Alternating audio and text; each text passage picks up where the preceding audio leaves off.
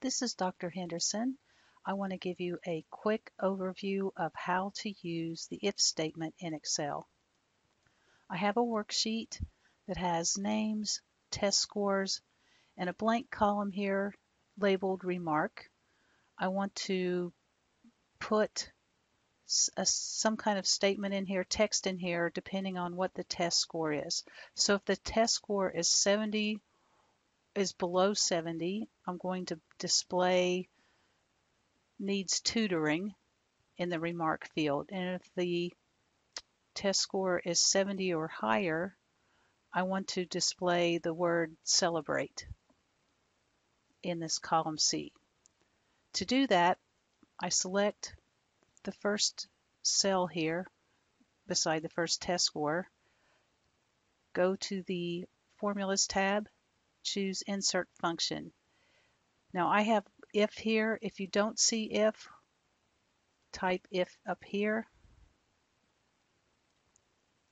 and hit go.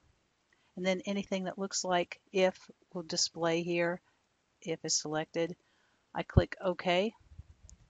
The test is I want to test if B2, now I can just click here and I could type B2 or click here to select B2. If B2 is less than 70, the value if true. So if B2 is less than 70, I want to display needs tutoring. And the value if false. So that means B2 is greater than or equal to 70. The value if false is going to be celebrate. And Excel will go ahead and insert the double quotes around these text values that I want to display. So I click OK.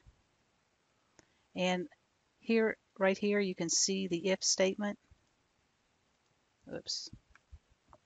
The if statement as it was constructed for me. Celebrate, the value in B2 is 85. It should say celebrate.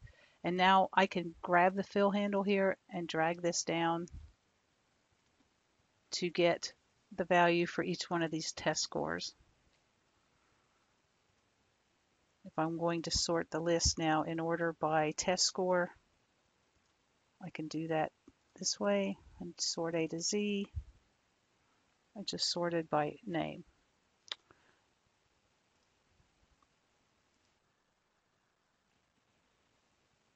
Okay, now I've sorted by test score. I hope that helps. Thanks for watching.